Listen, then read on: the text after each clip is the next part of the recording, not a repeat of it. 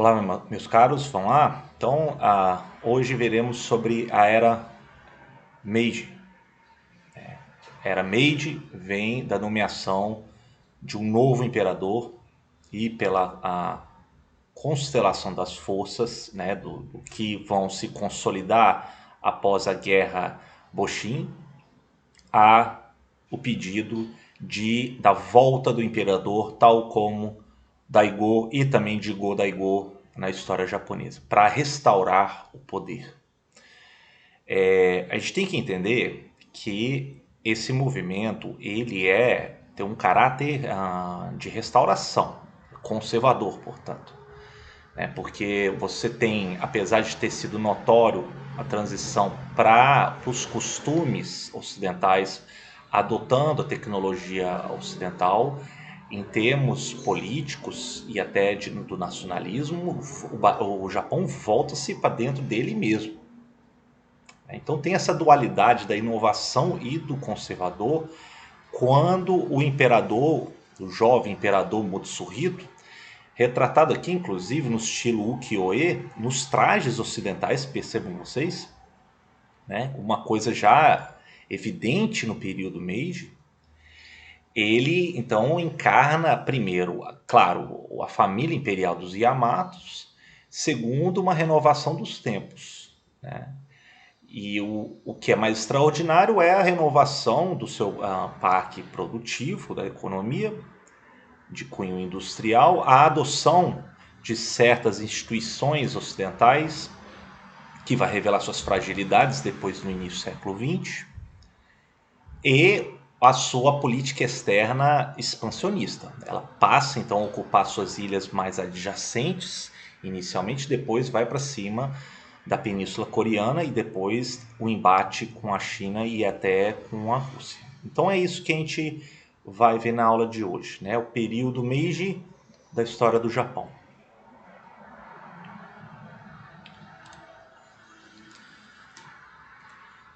Bom, a gente começa com a figura do próprio imperador Mutsuhito, né? Ele era um jovem, era um descendente o seu antecessor Komei, ele passa então o trono do Crisântemo para ele, e Mutsuhito ele então vai propor, então ele muda-se para a capital Edo, né? E aí ele mudando-se é rebatizada a cidade como a capital do leste, Tóquio. O castelo que era dos shoguns Tokugawas em Edo é totalmente readaptado, né, para adequar à presença, à habitação da família imperial dos Yamatos. E hoje é a residência imperial no centro de Tóquio. Bom, a restauração, e é assim que se entende a restauração do imperador, ela vai vir depois de séculos de dominação militar do Bakufu, de um regente militar assim nomeado pelo imperador, né? Essa restauração ela tem uma tradição no Japão, ela foi inspirada em ideais confucionistas que valorizavam a tradição e a lealdade. Essencialmente estão conservadoras essas mudanças em direção a um passado imperial. Agora, no entanto, essa parte interessante. Objetivos inovadores foram expressos. Então, quando, em 1868, o imperador ele lê uma carta de juramento. E nessa carta de juramento do imperador Meiji, de abril de 1968, nos seus artigos 4 e 5, ele aponta os costumes nefastos do passado, ou seja, contra o que foi o shogunato, a humilhação diante da abertura aos ocidentais, e o conhecimento deve ser buscado pelo mundo a fim de fortalecer as fundações da regência imperial. Ou seja, há uma tentativa de mudança e aponta-se claramente o seguinte: o Japão tem que adequar conhecimento do exterior para fortalecer o seu sistema político imperial. as primeiras décadas do reinado então de Meiji, então de 1868 em diante, vai ser um período até de considerável entusiasmo pelas inovações vindas do exterior, né? Ah, perceberam cedo que a superioridade bélica tecnológica dos ocidentais na primeira guerra do ópio e também na segunda, né, em meados do século XIX, que os ocidentais empreendem contra a China, mostra que o Japão deve adotar então essas tendências. Isso vai muito além, né? Você teve ideias, por exemplo, de tentar reformular a escrita japonesa. É quase como se os japoneses tentassem denunciar o passado que ele tinha com a herança chinesa e tentar adequar às ideias do Ocidente. Isso vai ter, claro, embates na sociedade. Alguns tentam, inclusive, propor adequar a escrita japonesa no alfabeto ocidental, né? Alguns propõem a abolição do kana, né, japonês, e todos os caracteres de origem chinesa, os kanjis, né, e deveria tudo então se adequar a uma moderna língua vernácula japonesa. Enfim, algumas coisas foram propostas, nem todas foram aceitas. E o clima de entusiasmo generalizado pelos valores e ideias ocidentais, né, depois da ascensão de Meiji, que é conhecido como a Bunrei Kaiga, né, que está aí na ilustração, é como mais ou menos civilização e iluminação. As vestimentas são adotadas, chapéu, abandono das tradicionais vestimentas. Há uma adequação desses tecidos com o que era vestido antes, né? É muito interessante você ver as estampas, as cores do que era antes e adequando-se a uma moda, por vezes remetendo até a uma moda parisiense, né? No campo da educação, o ministro chegou inclusive a sugerir a abolição da língua japonesa pela língua inglesa. Você vê, né? Os extremos que chegaram a propor durante esse entusiasmo. Outros, mais inúmeros casos, propuseram adotar novidades, mas manter misturadas tradições, né? Um deles, o Fukuzawa, por exemplo, ele chega a viajar pela Europa. Ele, inclusive na foto aqui, ele é tirado a foto na Holanda, né? Ele estuda e viaja extensamente pelos Estados Unidos, pela Europa na década de 1860, e ele volta contando sua experiência, que é depois publicado em uma série de edições, entre vários livros que ele escreve. Um deles, o mais famoso, vai ser o Condições no Ocidente, né, de 1866. Bom, durante o século XIX, há também a educação popular, vai haver algumas mudanças, né? 1879, como eu tirei aqui para vocês no texto. O governo estabeleceu um sistema nacional universal de ensino e até o final do período Meiji de 1912, o resultado é que quase todo japonês frequentou pelo menos 6 anos de ensino, né? O governo vai controlar rigorosamente as escolas, né, assegurando o ensino, por exemplo, enfatizando em matemática, leitura, formação moral, salientando a importância do dever do cidadão para com o imperador, o país e a família. Então aí você tem um projeto nacional de segurar a lealdade, as questões morais. Então é um reflexo das ideias confucianas do passado, e tentar também estabelecer um controle e lealdade do governo, do imperador, sobre a sociedade japonesa. Isso vai ter reflexos depois, nas primeiras décadas do século XX. E nos momentos imediatos depois da restauração, 1868, portanto, foram também pensados novos modelos constitucionais e institucionais, né? Buscando, por exemplo, a inspiração em governos ocidentais. E o governo japonês acabou adotando alguma constituição em boa parte do que estava na Alemanha. Eles enxergaram similaridades, né, entre o papel reservado ao Kaiser e ao imperador Meiji. Então foi adotado então esse sistema mais centralizado e conservador, como estava em voga na Alemanha no final do século XIX. E eventualmente em 1890, quase como um presente dado pelo imperador, foi eleito então um parlamento, né? A Dieta Imperial. E o direito de voto vai se restringir a apenas 1% da população que atendia as condições de franqueiro. Ou seja, era bastante restrito ainda essa questão. Além de, claro, o voto ser exclusivamente masculino. Então, apesar de ser a primeira nação a leste do Canal de Suez a adotar uma constituição moderna, né, nos moldes ocidentais, e uma legislatura eleita, o Japão vai conservar em sua essência a sua oligarquia.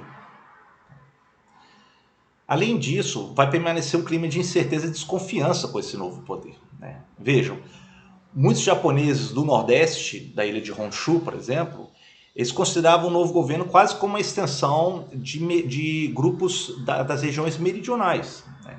Isso vai resultar em embates, rebeliões reprimidos. Isso aconteceu, por exemplo, em julho de 1868. E, de fato, né, os domínios meridionais eles vão praticamente liderar essa restauração.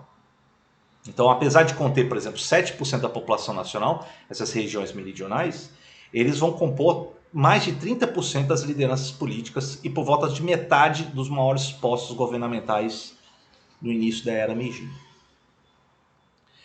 Em julho de 1869, as grandes propriedades latifundiárias dos daimyos, né, por decreto imperial, vão ser transferidas para o governo central. 2 anos depois, em 1871, esses títulos de propriedade vão ser totalmente retirados e são forçados essas famílias latifundiárias a se mudar para Tóquio, né? Então haverá um violento processo de centralização política, quase que apontando mais para a tendência, né, do que Ieyasu Tokugawa fez no início do século XVII. Outras mudanças. Pessoas comuns poderiam adotar sobrenomes, que era proibido, a não ser que você fosse um samurai ou para cima da hierarquia social.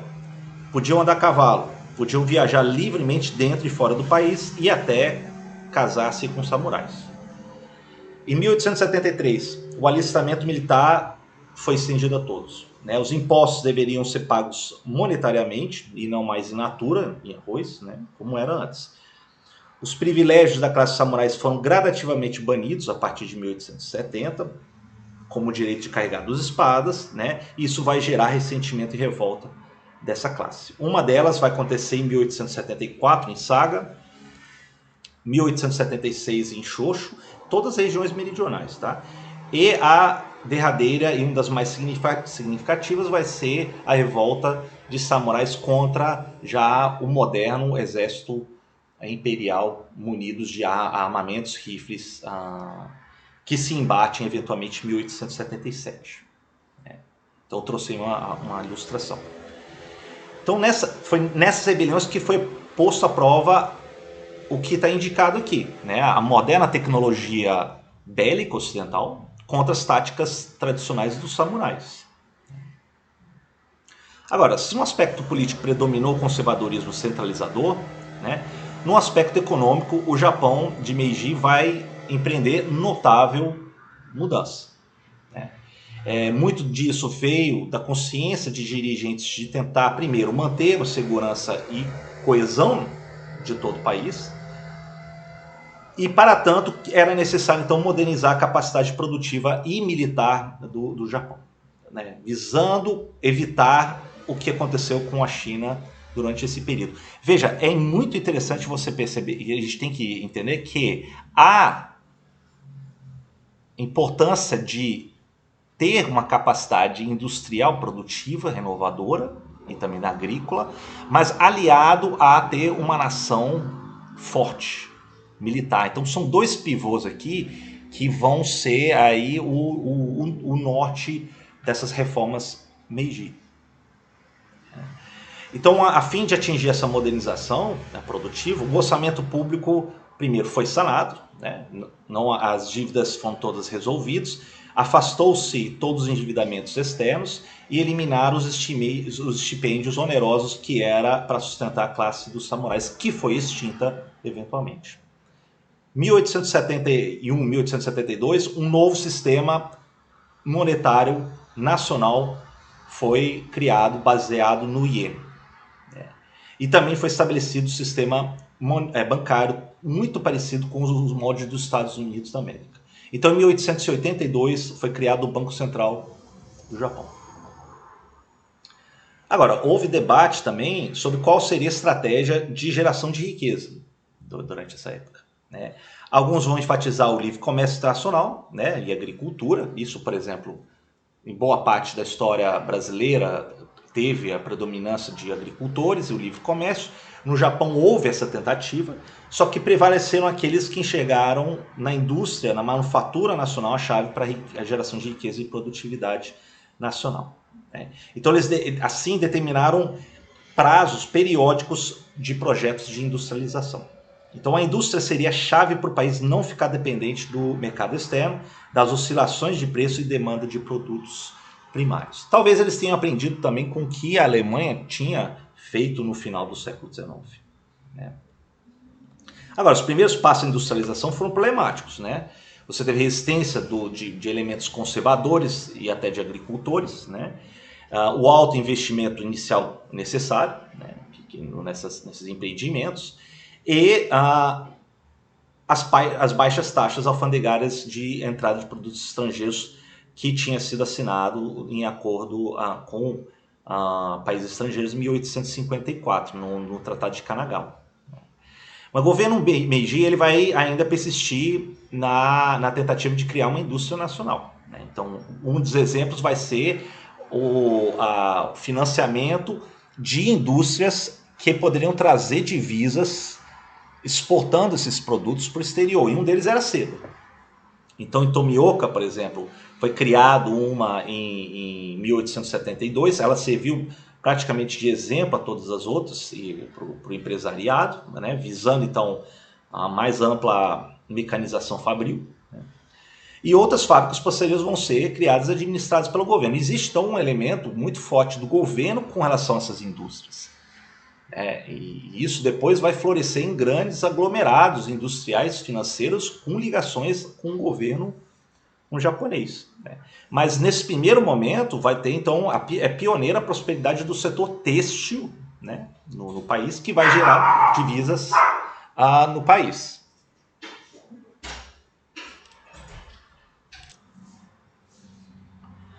Então, em outro aspecto também, como está retratado aqui, o estaleiro da Mitsubishi, né, em Nagasaki.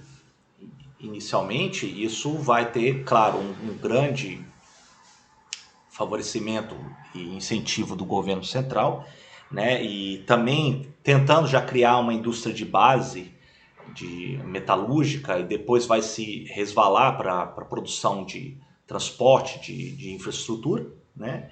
E isso também a médio prazo então vai ser muito bem sucedido. Então, por exemplo, na indústria naval, como aí retratado, o grupo Mitsubishi, vindos da província de Tosa, vai ser favorecido por créditos e apoios governamentais depois de ter revelado, né, o fornecimento de transporte marítimo de expedições que o Japão envia para a ilha de Taiwan no final do século XIX. Então o governo, para a Mitsubishi, ele vai conceder 13 navios a vapor ao grupo com subsídios anuais. A Mitsubishi, na verdade, ela vai se tornar um dos exemplos de conglomerados, que vai se chamar Zaibatsu, que vão predominar no setor moderno da economia japonesa entre a restauração Meiji e a Segunda Guerra Mundial. E esse termo, Zaibatsu, ele pode ser mais ou menos traduzido como o senhor da riqueza ou círculo financeiro. Na verdade, é um resultado de um processo aglutinador que até antes da Segunda Guerra Mundial vai depois resultar em 4 grandes Zaibatsus, né, que vai predominar praticamente sobre a economia japonesa. Além da Mitsubishi, depois vai ter a Sumitomo, a Yasuda e a Mitsui. Isso é até na época, isso era até algo que existia, né, pelo mundo.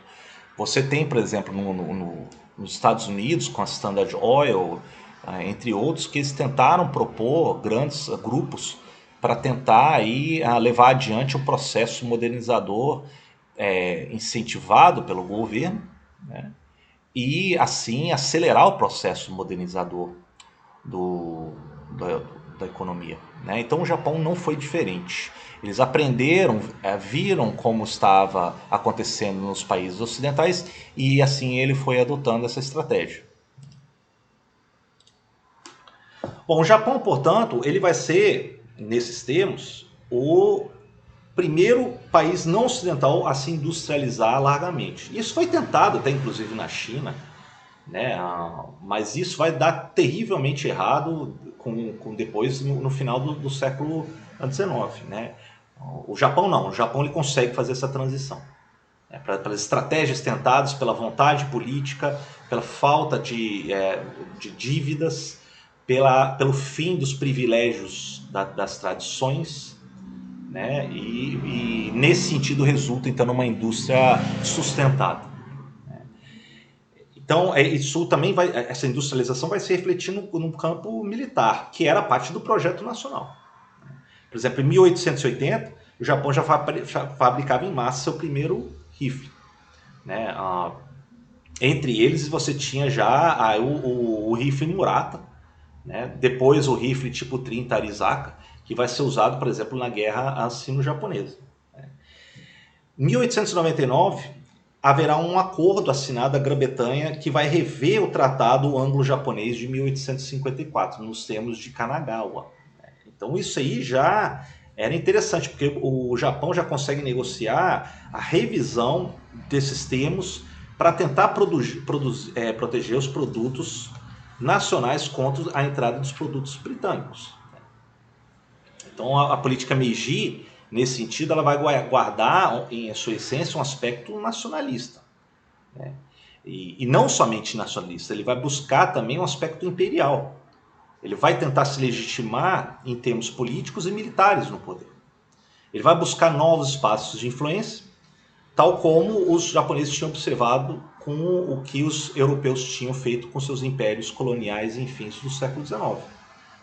Então foi nesse sentido, por exemplo, que as ideias de Aritomo Yamagata, que foi o primeiro ministro japonês entre 1889 e 1891, recém-chegado da Europa, né? Ele vai formular sua política de construir uma poderosa marinha imperial japonesa, tal como a Grã-Bretanha tinha, né? Você vê, em 1876, o Yamagata ele já começou a argumentar de que uma invasão da Península Coreana era essencial para manter um plano de controlar a região do leste asiático antes que outra potência ocidental o fizesse, pondo em perigo então todas as ilhas japonesas. Então, nesse sentido, a gente entende como que o Japão ele vai para cima do reino coreano e impõe então o Tratado de Kangwa, quase que mais ou menos como Commodore Perry tinha feito sobre o Japão 20 anos antes. Então, durante a década de 1880, o Japão ele vai mandando emissários para a Coreia para aconselhar e supervisionar a modernização do seu sistema econômico, político, educacional, assim como os europeus fizeram sobre o Japão depois de 1854. Ou seja, o Japão começa a agir imperialmente sobre a Coreia. A Coreia é quase como se fosse um dos campos iniciais de expansão imperial japonesa. Só não digo que é a das primeiras, porque o Japão já tinha expandido rumo a Hokkaido, rumo a Okinawa, as ilhas Ryukyu e também em partes aí da ilha de Taiwan. Então, esse Tratado de Kangwa ele vai agravar ainda mais a situação dos japoneses aos olhos dos coreanos, né? E muitos residentes chineses que estavam na Península Coreana. Rebeliões começam a aparecer, né, de caráter anti-japonês, como a grande rebelião popular de Tonga, né, e eventualmente depois vai gerar mais protestos populares, inspirados por movimentos religiosos, sentimentos xenofóbicos e anti-japoneses. Os chineses, né, não somente na Coreia, mas também a partir de Pequim, já na dinastia Qing, eles enxergam essa rebelião como uma oportunidade de intervir na Península Coreana contra a crescente presença japonesa. E isso vai resultar então na chamada Primeira Guerra, ou a Guerra Sino-Japonesa de 1894-1895, sobre quem vai prevalecer na sua influência sobre o reino coreano. Então, o Japão, no final das contas, você tem um retrato aqui dessa guerra, né, nos termos a favorecer a visão japonesa. O Japão ele vence essa guerra, né, graças a uma política de décadas de industrialização. Ele vai o exército e a marinha japonesa vão se mostrar muito superiores ao que a China apresentou, né? A proeminência japonesa, portanto, vai ser confirmada. Isso vai ser uma humilhação para o Império Chinês, né? Isso depois vai ser assinado no Tratado de Shimonoseki, que dá termo a essa guerra em 1895. Né?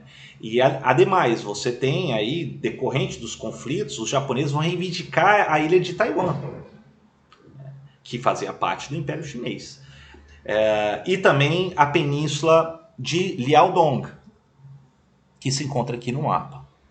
Além de Taiwan, você tem então a ocupação dos japoneses dessa península de Liaodong. Por que eu estou reforçando isso? Porque quando há a reivindicação, a ocupação de Liaodong pelos japoneses em cima da China, os países ocidentais ficam conformados, né? Principalmente os russos, que já tinham planos de vir do norte aqui, onde estavam expandindo a sua presença no vale do rio Amur, descer a Manchúria e ocupar e ter acesso aqui ao leste asiático. Os russos já tinham presença e influência no reino coreano nas décadas anteriores, né? E eles estavam enxergando essa presença japonesa na Península Coreana como uma ameaça. A gente tem que entender que a Rússia, nesse período, ainda estava no conceito das nações europeias. Então, além da Rússia, a França, a Alemanha, eles protestam contra essa ocupação e, eventualmente, fazem com que os japoneses se retirem dessa península. O que vai gerar um ressentimento amplo na sociedade japonesa, né? Porque eles se consideram injustiçados nesse processo de partilha imperial da China, que estava em franca decadência. Então, isso é uma coisa muito interessante, porque mostra, nesse sentido, mostra-se que os japoneses, eles fazem o jogo imperial, eles aprenderam com as potências ocidentais no final do século XIX, eles agem dessa maneira, mas quando eles conseguem, em determinados aspectos, as potências ocidentais voltam-se contra eles. Isso depois, na Primeira Guerra Mundial, também vai se revelar, mas isso começa a gerar um sentimento que os japoneses vão ser sempre prejudicados quando se defrontam com interesses dos ocidentais. Você depois vai ter, inclusive, desconfiança que tinha fundamento, de até certo racismo, nesse sentido, de que os japoneses não eram considerados pelos potências ocidentais como uma nação civilizada, né? Ou como se usava o termo à época, era uma raça amarela. Então isso tudo vai começar a explicar depois o ressentimento que os japoneses alimentam de outras potências ocidentais. Então é importante a gente guardar esse aspecto. Bom, apesar disso tudo, temos um avanço no plano diplomático militar do Japão.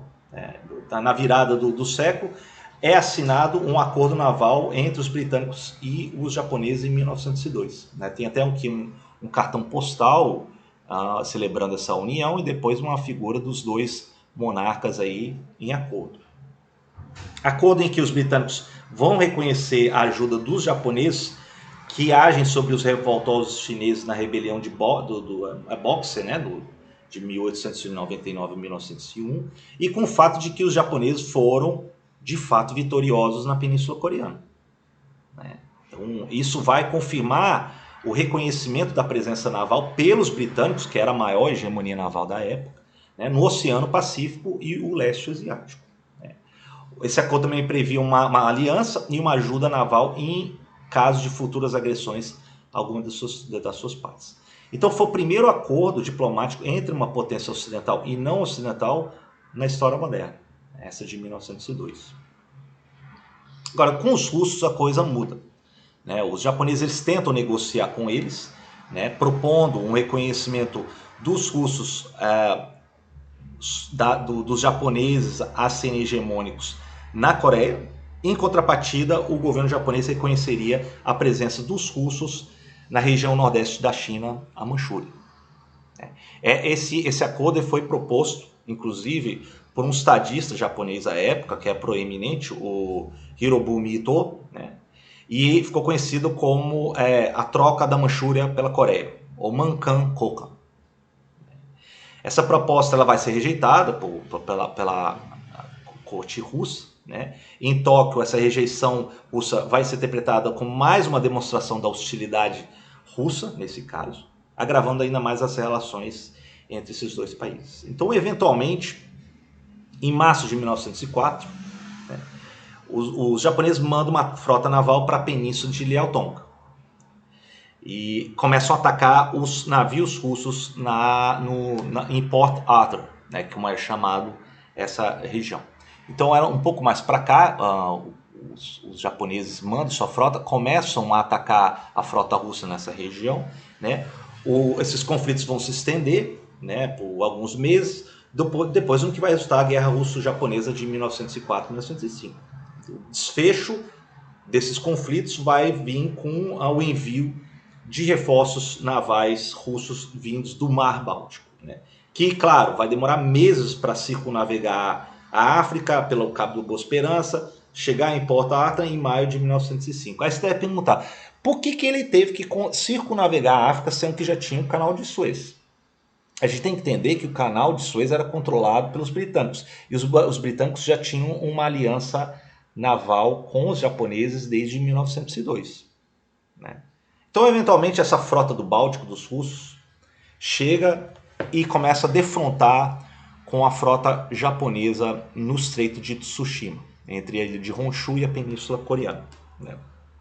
Nessa batalha sobressai o comando do almirante Togo, né? Talvez um dos maiores heróis aí do Japão da história moderna, heróis militares, né? Esse almirante, ele formado na Real Academia Naval na Grã-Bretanha, né? Depois, pela vitória brilhante que ele consegue nessa batalha de Tsushima, ele vai ser inclusive apelidado como o Nelson do Leste. Inclusive vai ser até presenteado pelas autoridades britânicas com uma pequena mecha de cabelo do almirante Nelson, né? Um dos maiores almirantes da Marinha Britânica. Então, a Batalha de Tsushima de 1905 foi algo extraordinário, significado histórico muito rico. Foi a primeira vez que uma nação não ocidental, não europeia, ganhou uma guerra sobre outra potência europeia da época. O Japão demonstrou convincentemente sua reivindicação de ser uma potência mundial. E pelos termos do Tratado de Portsmouth, que vai dar termo a essa guerra, os russos deveriam se retirar de Port Arthur, se retirar da península de Liaotonga, reconhecer os interesses japoneses na ilha meridional de Sakhalina, a parte meridional de Sakhalina, porque Sakhalina na verdade fica ao norte da ilha de Honshu, né? Bem ao norte, portanto, e também da presença japonesa na Península Coreana, que eventualmente a Coreia vai ser anexada plenamente pelo Japão em 1910. Bom, o que temos aqui para considerar finalmente? Entendendo o seguinte, o Japão, então, durante a Era Meiji, ele vai, então, primeiro, buscar reformular a sua economia, vai ter reflexos na sociedade, vai conseguir fazer essas reformas de cunho industrial e econômico, apontando para um apoio mais nacionalista e industrial, com reflexos na sua indústria naval, na sua indústria militar. Sendo assim, ela empreende já, de acordo com algumas ideias defendidas por alguns estadistas, políticos e intelectuais japoneses, de que ela deveria agir nas suas imediações no plano externo para proteger as ilhas japonesas. Então eles começam primeiro ocupando as ilhas Ryukyu, depois em partes da ilha de Taiwan, e eventualmente ela consegue depois tirar Taiwan do Império Chinês. Ela entende que quem controlar a Península Coreana vai apresentar um sério risco à soberania do Japão. Então ela vai e impõe o Tratado de Kangwa, e depois os russos vão contestar isso e eventualmente essas duas nações vão entrar em conflito. E é interessante que a maior hegemonia naval da época, a Grã-Bretanha, ela desde 1902, ela não entra nesse conflito entre russos e japoneses porque tinham assinado um tratado naval, né, de 1902. Então, eventualmente, tudo isso vai resultar na vitória da Batalha de Tsushima e vai pôr termo à Guerra Russo-Japonesa, em que os japoneses vencem e mostra-se ao mundo o seguinte: o Japão é plenamente soberano e hegemônico no leste asiático. A próxima aula a gente vai ver sobre um outro período já de consolidação dessas mudanças e as contradições que começam a florar no Japão no início do século XX.